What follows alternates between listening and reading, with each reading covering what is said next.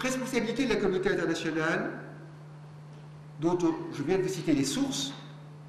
et qui n'est pas du tout exclue par la responsabilité propre, quand même, il faut le rappeler, du Rwanda lui-même. Il faut quand même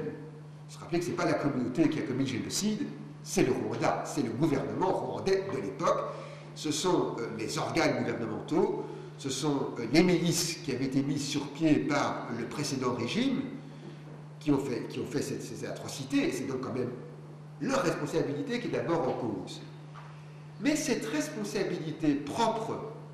du Rwanda, et que d'ailleurs, je pense, le gouvernement actuel, dans la limite de ses très faibles moyens, essaie dans une certaine mesure d'assumer, cette responsabilité n'exclut absolument pas une responsabilité parallèle, qui n'est pas concurrente, qui, je dirais, se rajoute à celle des autorités rwandaises, qui est celle de la communauté internationale pour ses manquements à agir. Et donc, ça c'est un point important, je pense, ici, qu'il faut garder à l'esprit, c'est que si c'est bien le Rwanda qui a commis le génocide, c'est aussi bien la communauté internationale qui n'a rien fait pour l'empêcher. Et donc, il y a bien deux comportements distincts qui justifient une mise en œuvre, en ce qui concerne la communauté internationale, une mise en œuvre de cette responsabilité internationale. En quelque sorte, les victimes sont une deuxième fois victimes. Elles ont été une première fois victimes parce que la communauté internationale n'a rien fait pour essayer de les sauver. Et puis ensuite, la communauté internationale s'approprie leur douleur, elle annexe leur souffrance pour faire une sorte de procès à grand spectacle. Et quand je dis ça, je suis un petit peu méprisant, mais ne vous méprenez pas. Je crois que ces procès à grand spectacle, du style Nuremberg, il fallait les faire. Et de ce point de vue-là, je dis, c'est très bien, je ne vais pas ici dire qu'il faut supprimer Arusha. Je crois que Arusha doit continuer à agir, même si ça coûte très cher. Mais il faut aussi trouver, à côté de ces budgets considérables, il faut trouver des budgets qui soient en rapport avec les réparations légitimes et légales que les victimes peuvent demander. Et là, il est absolument scandaleux qu'on utilise la douleur des victimes uniquement pour assurer une réparation pénale et non pas pour assurer une réparation civile. Et là, il y a encore certainement beaucoup de travail à faire. Parce que je pense que le devoir de mémoire et le devoir de justice, il passe par les réparations. Et qu'aujourd'hui encore, ce problème fondamental des réparations, et vous le savez combien c'était important dans le cadre de la Shoah, c'est de définir le devoir de réparation, de clarifier ce devoir de réparation par rapport aux victimes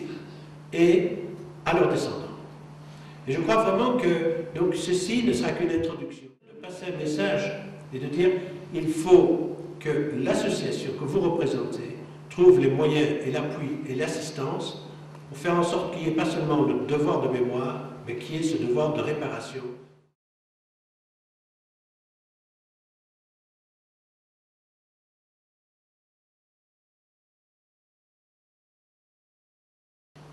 Et les fonds qui proviennent de l'extérieur ont permis finalement au régime abiyomanin d'acquérir tout le matériel militaire et d'équiper l'ensemble des milices par le système des achats d'armes, par le système des importations, qui en fait incluait en continu, et c'était observable dans la balance des paiements, c'était observable dans les achats et les dépenses faites par les différents ministères. On s'apercevait qu'il y avait des achats de produits agroalimentaires en masse, des achats de vêtements, de carburant, de boissons alcoolisées. On trouve des factures d'achat de bière vers l'extérieur, destinées à qui? Aux membres des forces armées et aux milices. Alors, puisque la Banque mondiale et le Fonds monétaire sont quand même là et qu'il y a des observations sur les budgets, je vous ai dit tout à l'heure que nous avions eu l'occasion d'aller examiner le courrier des différents ministères. C'est là que nous avons pu observer, et j'ai à ma disposition les preuves de lettres qui sont faites, par exemple, par le ministère des Transports, qui, dans son budget, a à sa disposition l'achat de camions, et qui peut donc, avec autorisation du Fonds monétaire international, faire l'achat d'une série de véhicules pour le besoin des transports publics, ou bien le ministère de la Santé, qui pour les besoins de la santé a dans son budget, avec autorisation du ministère des Finances, l'autorisation d'acheter des ambulances sur le marché public international, et quand vous regardez le courrier échangé entre les différents ministres, vous apercevez que ces ministres communiquent entre eux pour dire « mon cher collègue », et ça c'est le ministre des Travaux publics ou le ministre de la Santé à son collègue de la Défense nationale, « mon cher collègue, il est bien entendu que ces postes un tel et un tel qui sont dans mon budget et qui sont destinés à l'achat des équipements de véhicules sont destinés pour l'armée. » Et donc systématiquement, le gouvernement va construire un système de budget et de budgétarisation qui sera tout le temps focalisé sur le détournement de l'ensemble des équipements et des biens qui devaient servir normalement pour la construction, l'équipement de la société civile, et va être affecté systématiquement d'année en année, chaque fois un peu plus lourdement, vers le ministère de la Défense nationale. Mais qu'il y a toute une série de dépenses autres qui deviennent des dépenses non budgétées, mais qui n'apparaissent pas dans le rapport des comptes de l'État. Alors je vais vous donner un exemple précis que nous avons pu observer, que nous avons pu constater, pour lequel nous avons reçu des témoignages. Vous savez comme moi qu'à Kigali, l'aéroport, durant toute la période de 1992 jusqu'à 1994, eh bien, c'est par aéroporté que les principaux produits entrent au Rwanda. C'est par voie aéroportuaire, ça veut dire que ça arrive à Kigali, et qu'à Kigali, sur l'aéroport, les douanes sont censées exercer leur contrôle sur l'ensemble des produits qui sont délivrés pour entrer au pays. Il se fait qu'à partir de 1992, la partie des douanes va être divisée en deux. Donc l'espace de douane va être divisé en deux. Celui qui est l'espace public où les commerçants et où les gens dits normaux vont aller pour continuer à faire leurs achats et leurs exportations, et celui qui va être sous douane, contrôlé par une douane spéciale et réservée, où le public n'a plus le droit d'entrer et où les contrôleurs du ministère des Finances et du ministère des Douanes n'ont plus accès. Et c'est dans cette partie de l'aéroport de Kigali que va commencer à aboutir l'ensemble des produits qui vont servir à équiper les milices génocidaires. C'est surtout dans cette partie, essentiellement, que va aboutir une série de produits qui sont achetés par une personne qui est encore aujourd'hui en liberté et considérée comme une première dame en France, Madame Agathe Abirimana, qui va être la dépositaire de l'arrivée de toute une série de marchandises qui seront vendues sur le marché de Kigali pour les éminences du régime Abirimana, pour les cadres des grandes sociétés et pour les gens qui ont l'argent. Ces gens pourront se procurer au noir, comme on dit chez nous, c'est-à-dire hors taxe, une série de produits dont, malgré tout, il y a, après ça, tous les bénéfices qui reviennent dans une cassette spéciale qui seront à disposition des génocidaires pour équiper les milices génocidaires. Et dans ce système de détaxation, il faut souligner la responsabilité extrêmement grave de l'Église catholique qui, grâce au système de la procure, bénéficiait de des avantages similaires et a pu, elle aussi, ainsi alimenter les fonds qui ont permis de préparer le génocide. Donc de dire que des gens n'étaient pas alertés, qu'il y ait des gens qui étaient corrompus et qui étaient censés être tenus en main par le clan Abirimana, ça ne fait pas l'ombre d'un doute, mais qu'il y ait d'autres personnes ayant eu accès à ce système de doublement de la douane et de détournement de la douane, eh bien c'est très clair. Aujourd'hui, on peut identifier, c'est notamment la procure des missions de l'Église catholique, qui a pu ainsi bénéficier d'une série d'avantages et qui, en échange, a ainsi payé sa contribution directement à la préparation du génocide du Rwanda. Alors,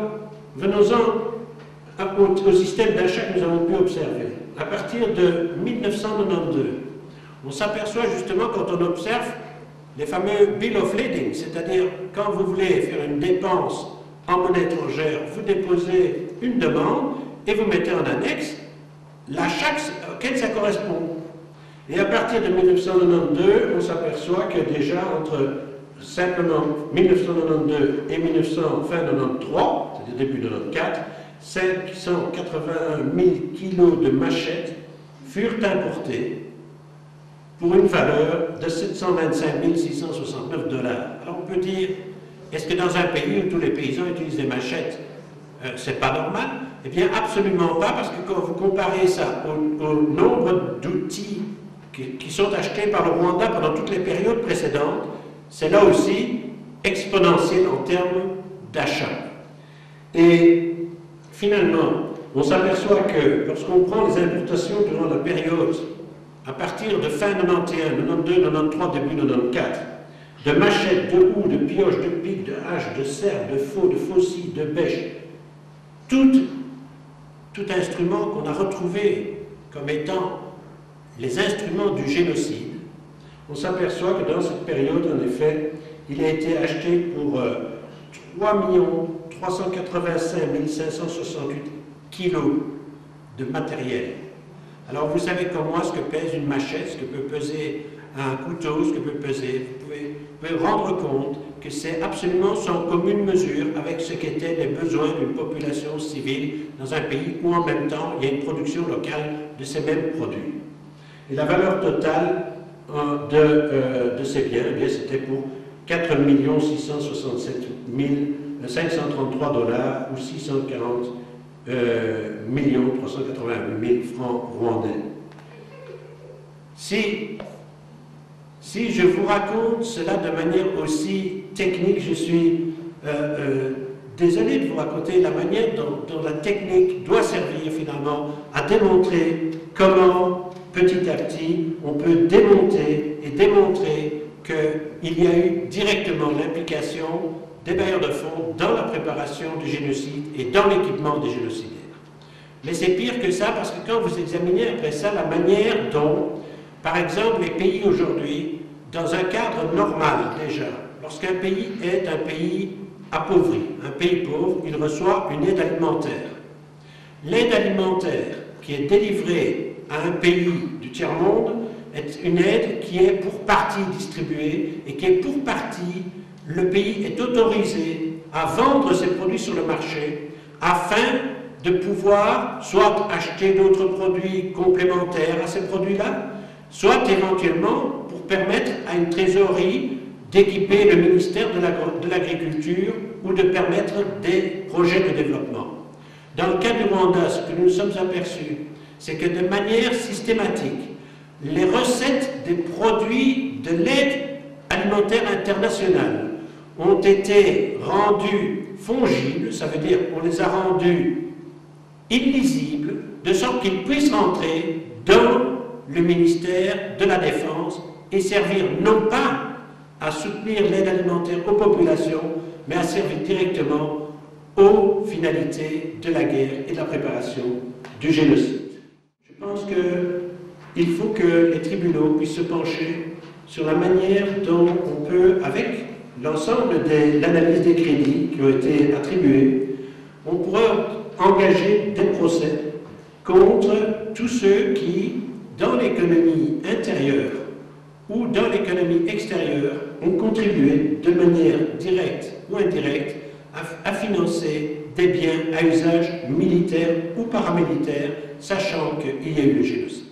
Je pense qu'aujourd'hui, en termes de droits, vis-à-vis des rescapés, des orphelins, des enfants des rues, des handicapés, des jeunes filles maltraitées, des jeunes qui rentrent des camps, etc., il y a à mettre en place un fonds spécial qui devrait permettre de penser de manière particulière, spécifique, dans le cadre de la réparation, de penser à ces populations qui sont aujourd'hui trop souvent considérées, parfois même, et j'ose utiliser le terme parce que je l'ai vu quand j'étais au Rwanda, comme des gêneurs lorsqu'ils se plaignaient. Et je crois vraiment que là, nous avons à faire un travail ensemble et que nous devons rendre à ces gens leur dignité à travers ce genre de démarche. Et donc, je crois aussi que dans ce domaine-là, les juristes, les spécialistes doivent pouvoir aujourd'hui épauler une association qui permettrait par exemple à des veuves, à des associations de veuves au Rwanda, de se constituer partie civile, pour vraiment exiger cette réparation, de permettre à des jeunes de se constituer partie civile pour exiger ces réparations. Parce que c'est à travers cette démarche, non pas une démarche revancharde, non pas une démarche pour avoir nécessairement de l'argent en plus, mais c'est une démarche de réparation qui fera apparaître quel a été le processus que je vous explique ici, qui pourra être plaidé devant des tribunaux et qui permettra d'obtenir justice de manière très spécifique par rapport à des phénomènes comme celui des circuits, de l'argent, non pas de l'argent sale qui a existé là, de la part de l'argent public qui a été détourné aux fins du génocide. Je vous remercie.